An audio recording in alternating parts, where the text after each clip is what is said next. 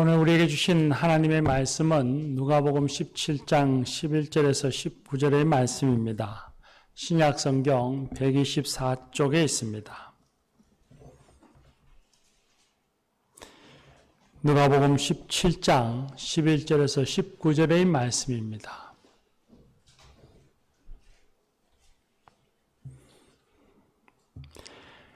이제 하나님의 말씀을 경청하시겠습니다. 예수께서 예루살렘으로 가실 때에 사마리아와 갈릴리 사이로 지나가시다가 한 마을에 들어가시니 나병 환자 10명이 예수를 만나 멀리 서서 소리를 높여 이르되 예수 선생님이여 우리를 불쌍히 여기소서 하거늘 보시고 이르시되 가서 제사장들에게 너희 몸을 보이라 하셨더니 그들이 가다가 깨끗함을 받은지라. 그 중에 한 사람이 자기가 나은 것을 보고 큰 소리로 하나님께 영광을 돌리며 돌아와 예수의 발 아래 엎드려 감사하니 그는 사마리아 사람이라. 예수께서 대답하여 이르시되 10사람이 다 깨끗함을 받지 아니하였느냐? 그 9은 어디에 있느냐? 이 이방인 외에는 하나님께 영광을 돌리러 돌아온 자가 없느냐? 하시고 그에게 이르시되 일어나 가라. 내 믿음이 너를 구원하였느니라 하시더라. 아멘. 이 말씀으로 하나님이 은혜 주실 줄 믿습니다. 예수님께서 예루살렘으로 올라가시는 길에 갈릴리와 사마리아 경계 지역을 지나가시면서 한 마을에 들어가셨습니다. 그 마을에 들어가니 10명의 나병 환자들이 예수님을 보고서 예수님과 마을 사람들에게 가까이 오지는 못하고 멀리 서서 예수님에게 소리쳤습니다. 예수 선생님이여 우리를 불쌍히 여기소서 했습니다. 예수님께서 그들의 소리를 듣고 대답하시기를 가서 제사장들에게 너희 몸을 보이라 말씀하셨습니다. 구약성경 레위기 13장과 14장에는 유대인들이 지켜야만 하는 규칙, 규례가 나옵니다. 그 말씀에 보면 나병 환자들은 반드시 제사장에게 가서 자기의 나음을 확인받고 하나님께 예배를 드리고 마을 공동체에 들어가서 정상적인 생활을 할 수 있다고 가르치고 있습니다. 예수님께서는 멀리 있는 그들에게 걱정하지 마라. 너희의 병은 나았으니 제사장에게 가서 보이고 확인받으라 라고 하신 것입니다. 10명의 나병 환자들은 예수님의 말씀을 듣고서 제사장에게 가는 길에 자기들이 나음을 입었다는 것을 발견했습니다. 자기들이 깨끗하게 되었고 치유되었다는 것을 알았습니다. 엄청난 일이 그들에게 일어났던 것입니다. 당시의 나병 환자들은 가정에서, 사회에서, 종교 모임에서 완전히 버림받은 사람들이었습니다. 매일매일이 죽음과 같은 그런 생활이었습니다. 그런 생활에서 그들은 예수님으로 인해 해방되었습니다. 이제부터는 부모 형제들과 얼굴을 부빌 수 있고 직업을 구하여 자신의 손으로 자신의 인생을 설계할 수 있고 사회의 구성원으로 당당히 자기 소리를 내며 살아갈 수 있게 되었고 많은 이웃과 함께 예배에 참여하여 축복받은 자의 기쁨과 감격을 누릴 수 있게 되었습니다. 요즘 우리말로 하면 내일 죽음을 앞둔 말기 암 환자가 일순간에 완치받는 것과 같은 경우일 것입니다. 오늘 여기 있는 저와 여러분의 입장에서 보면 죄에 갇힌 우리가 예수 그리스도의 은혜로 죄 용서함을 받고 구원받는 것과 같은 의미인 것입니다. 그런데 10명의 치유받은 나병 환자 중에 사마리아 사람 한 사람만이 자기가 나은 것을 보고 가던 길에서 돌아서서 예수님께와 하나님께 영광을 돌리며 예수님의 발 아래 엎드려서 감사했습니다. 주여 감사합니다. 내가 천형에서 해방되었습니다. 이제 사람답게 살게 되었습니다. 감사합니다. 그러나 나머지 9사람은 가던 길을 돌아와서 예수님께 감사하지 않았습니다. 그들은 질병 가운데 있을 때에는, 사람다운 삶을 살지 못할 때에는 낫기 위해서 고함을 쳤습니다. 예수님께 도와달라고 예수님을 부르짖었습니다. 그러나 병이 나은 이후에는 그 은혜에 대해서 감사하지 않았습니다. 돌아오지 않는 9사람을 생각하시면서 예수님께서 말씀하셨습니다. 10사람이 깨끗함을 받지 아니하였느냐? 그 9은 어디 있느냐? 이 이방인 외에는 하나님께 영광을 돌리려 사람이 없느냐? 하시면서 감사드리지 않는 9사람을 찾으셨습니다. 감사하지 않는 9사람을 생각하면서 안타까워 하셨습니다. 이 9사람은 유대인이었을 것입니다. 사마리아와 같은 이방인이라고 손가락질 받는 사람들이 아니라 자기들 스스로 하나님의 자녀라는 것을 자랑스럽게 여기는 사람들이었습니다. 그러나 세상이 줄 수 없는 큰 은혜를 입었음에도 불구하고 그들은 하나님께, 예수님께 감사드리지 않았습니다. 그들은 감사를 잃어버린 사람들이었습니다. 사랑하는 교우 여러분, 우리 자신은 받은 은혜에 감사하는 사람들입니까? 예수님이 애타게 찾고 계신 그 9에 속한 사람들입니까? 감사하는 사람이 되라, 하나님께 감사하는 성도가 되라 하는 말씀은 매일같이 성경에서 읽고 늘 듣는 말씀입니다. 의학적으로도 작은 일에도 감사드릴 때에 그에 준하는 호르몬이 몸에서 분비된다고 합니다. 감사하는 이들 때에 엔도르핀이 분비되고 감사드릴 때에 세로토닉이 분비됩니다. 엔도르핀도 세로토닉도 병을 낫게 하고 마음에 평강을 준다고 합니다. 성경 말씀 데살로니가전서 5장 16절 18절 말씀에는 우리에게 명령하시기를 항상 기도하라, 쉬지 말고 기도하라, 범사에 모든 일에 매사에 하나님께 감사하는 자가 되라. 이것이 하나님의 뜻이니라 말씀하셨습니다. 감사하는 것, 감사의 삶은 하나님이 명령하시는 삶이고, 감사하고 살면 몸과 마음이, 심령이 건강해진다는 것을 우리는 다 알고 있습니다. 여기에 감사가 나쁘다고 생각하는 사람은 아무도 없습니다. 감사하며 살아야 한다는 것을 너무나 잘 알고 있습니다. 그럼에도 불구하고 평소에 감사에 인색한 우리의 모습을 발견하게 됩니다. 불평, 불만과 비난이 가득 찬 말, 일그러진 얼굴과 세상 짐을 다 짊어지고 가는 듯한 우울한 모습을 갖고 살아가는 경우가 종종 있습니다. 우리는 왜 하나님의 은혜에 감사하지 않는 것일까요? 그 이유를 몇 가지 생각하고 함께 나누려고 합니다. 첫 번째는 우리의 의식과 삶의 문화가 세속화에 물들어 있기 때문입니다. 우리가 살아가는 세상을 흔히들 무신론적인 세상이라고 합니다. 하나님이 없이 살아가는 세상이라는 뜻입니다. 공적으로 사회에서 어떤 사건이나 일이 일어나면 거기에 대하여 하나님을 이야기하지 않습니다. 우리나라가 그토록 바라던 선진국이 되었지만 이 모든 것이 하나님의 은혜라고 말하는 앵커는 아무도 없었고 그런 뉴스를 전하는 사람은 없었습니다. 개인적으로도 하나님에 의해서 내 삶이 이루어진다고 말하는 사람은 없습니다. 그런 말을 하는 사람을 오히려 이상하게 여기는 시대가 되었습니다. 그 이유가 과학기술 문명이 발달되어짐으로 인해서 사람들이 스스로의 삶과 그리고 세상의 운명을 우리 스스로가 결정할 수 있다고 하는 의식이 생겼기 때문입니다.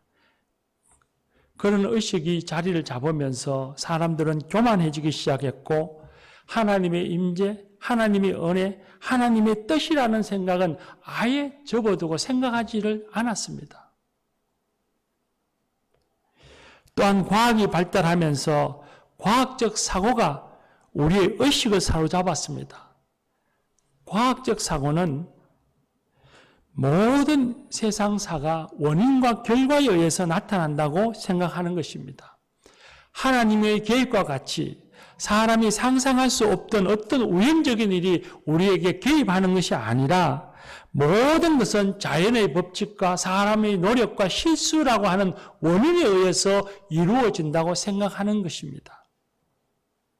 병이 들어도 스트레스가 심해서, 병이 나아도 의사가 치료를 잘해주어서, 사업이 잘 되어도 내가 열심히 노력해서 사업이 안 되어도 상황이 어려워서, 모든 일을 하나님 없는 원인과 결과로 판단하면서 살아가고 있습니다. 이런 의식이 세상에만 만연하는 것이 아니라 성도들의 의식과 삶에도 깊이 파고들었습니다. 무슨 일이 일어나면 그곳에서 하나님의 뜻을 찾고 하나님의 일이 무엇인지를 생각하고 하나님의 도우심을 구하며 기도하지 않습니다.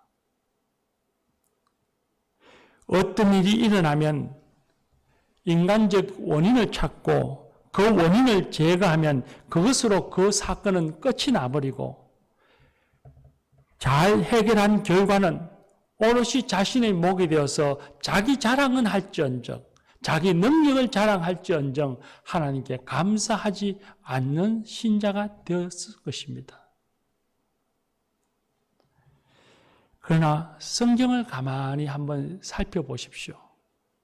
성경에서 하나님의 역사가 일어날 때를 자세히 살펴보면 하나님이 직접 개입하실 때도 있지만 대체로 거의 대부분이 하나님의 직접적인 개입이 아니라 하나님의 사람들을 통해서 자연적인 환경을 통해서 임재하시고 역사하시고 이루어 가신다는 것을 알 수 있습니다.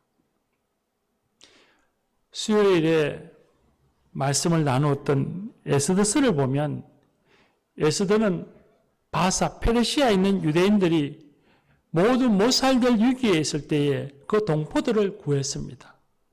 그런데 에스더서의 말씀을 읽어보면 하나님이라고 하는 이름 한 글자도 언급되어지지 않았습니다.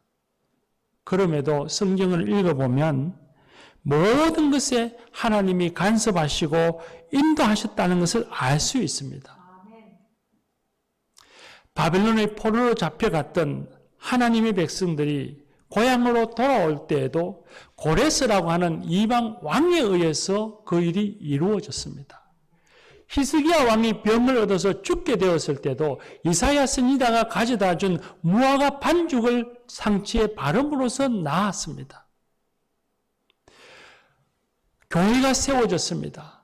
그 교회가 세워지면 바울사도, 베드로사도와 같은 수고와 헌신에 의해서 그 교회가 세워져 왔습니다. 하나님이 나와라 뚝딱, 있으라 뚝딱 해서 생겨나고 나아진 것이 아닙니다. 하나님이 하나님의 사람들을 통해서 자연의 환경들을 바꾸어 변화시켜 주셔서 하나님의 뜻을 이루시고 좋은 것, 선한 것을 주셨던 것입니다. 이런 하나님의 임재의 방식은 우리가 살아가는 이 시대에서 더욱 두드러집니다. 우리의 병이 치유될 때에 의술의 발달과 의사의 손길이 있었지만 병을 발견하고 좋은 의사를 만나게 하심도 하나님의 인도하심입니다. 집단은 의사의 손길을 통해서 치유하심도 하나님이십니다. 어려움을 만나지만 그 어려움을 극복해 하시고 그곳에서 유익을 만나게 하시고 위기를 기회로 바꾸어 주시는 이도 하나님이십니다. 추수감사주일입니다. 일반적으로 내가 노력해서 밥상에 밥이 올라오고 배부르게 먹는다고 생각합니다. 하나님이 주신 빛과 물과 공기는 생각하지 않습니다. 하나님이 내 밥상에 밥을 올려주시기 위해서, 내가 밥을 먹기 위해서 농사 짓는 또 여러 가지 과정 속에서 예수고 수고하는 사람들을 세워주셨다는 생각은 하지 않습니다. 열심히 일을 해서 월급 받고 그 돈으로 내가 먹을 것 사서 산다고 생각합니다. 겉으로는 그렇죠. 그러나 그 이면 내면을 바라보면 일하게 하심도 하나님의 은혜입니다. 우리가 건강 주심도 하나님의 은혜입니다. 먹거리를 만들어 주심도 모두가 다 하나님의 인도하심이요 하나님의 은혜입니다. 그러므로 세속하에 물들지 말고 언제나 하나님의 섭리와 은혜를 생각하며 믿음으로 살아가는 성도들이 되십시다. 그리하면 감사와 찬양은 저절로 나오게 될 것입니다. 두 번째는 익숙하기 때문입니다. 가정에서 부부가 서로 섬김받는 것, 사랑받는 것, 처음에는 고맙고 또 좋아 보이지만 오랜 결혼생활로, 가정생활로 세월이 흘러가면 섬김받고 사랑받는 것이 익숙해지면 당연히 여겨지게 되고 고마움을 모르게 됩니다. 상대의 헌신, 섬김의 수고, 그런 것이 익숙해지면서 당연히 여겨져서 고마운 마음도 어느새 사라지고 냉랭한 삶을 살아가는 우리를 발견하게 되죠. 이것처럼 하나님의 은혜도 익숙해지면 감사를 잊게 됩니다. 구원의 은혜, 일상에서 주신 은혜도 익숙해지면 당연히 여겨지고 감사를 잊고 살아가는 것입니다. 자고 일었음이 당연하고 우리 밥상에 밥이 올라오는 것이 당연하고 추수하는 것이 당연하게 생각되어지고 일하여 돈을 벌고 그 돈으로 맛있는 것을 만나게 먹는 것도 당연하게 여겨집니다. 그러나 하루하루 먹고 사는 것이 우리에게 너무나 익숙한 일상이지만 당연한 것은 아닙니다. 코로나 때문에 너무나 불편한 삶을 살아가고 있지만 코로나가 주는 유익 중에 하나가 익숙한 것이 당연한 것이 아니고 얼마나 감사한 것인가를 깨달아 알게 된 것입니다. 먹는 것, 친구를 만나는 것, 일하는 것, 예배당에 오는 것, 기도하는 것, 당연한 것은 없습니다. 익숙할지는 모르지만 모든 것이 주님의 은혜입니다. 주님의 도우심과 인도하심이 없으면 가지지 못할 것들입니다. 하나님이 우리를 사랑하지 않으시면 누릴 수 없는 것들입니다. 그러므로 일상의 작은 것도 당연하게 여기지 말고 늘 깨어서 감사하는 성도가 되십시다. 세 번째는 비교하기 때문입니다. 내 인생에는 감사할 것이 없다. 그렇게 말하는 사람은 감사의 조건이 없어서가 아니라 남과 비교하기 때문입니다. 남과 비교해서 저 사람은 성공하는데, 저 사람은 잘 되어 있는데, 나보다 못한 사람이, 나보다 더 신실한 사람이 하는 이 비교의식이 감사보다 불평불만의 삶으로 인도해 갑니다. 나도 저 사람처럼 성공하면, 나도 저 사람처럼 잘 살면 감사하며 살 수 있어 라고 말하지만 지금 작은 것에 감사하지 않는 사람은 큰 은혜가 내게 와도 감사하지 않습니다. 아니, 감사하는 것을 잊고 살면 감사할 줄을 모릅니다. 기독교인의 감사는 남들과 비교하여서 더 높다고, 더 크다고, 더 많이 가졌다고 감사하는 것이 아닙니다. 상황에 따라서 하는 감사가 아닌 것입니다. 감사는 믿음으로 하는 것입니다. 감사는 믿음입니다. 하나님의 함께 하시고 하나님이 도우시고 하나님이 사랑하시며 인도하신다고 하는 믿음에서부터 비롯되어지는 것이 감사인 것입니다.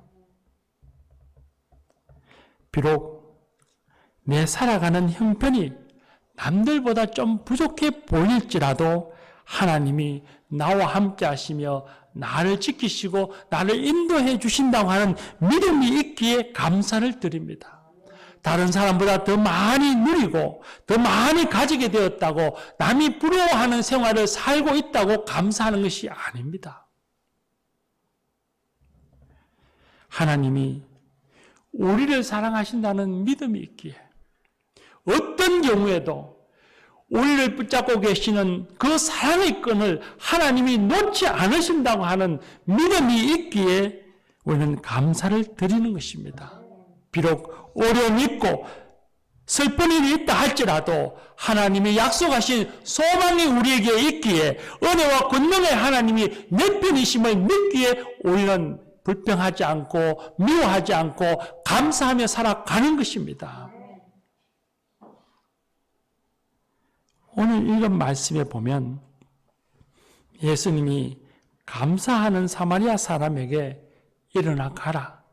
내 믿음이 너를 구원하였느니라 하셨습니다. 감사를 표하는 너희 행동이 가상하여 너를 구원하였다 하시지 않았습니다. 내 믿음이 너를 구원하였다고 말씀하십니다. 다른 9의 나병 환자들도 아직 낫지 않았는데 제사장에 가서 보이려 할 때에 예수님의 말씀을 듣고 갔지요.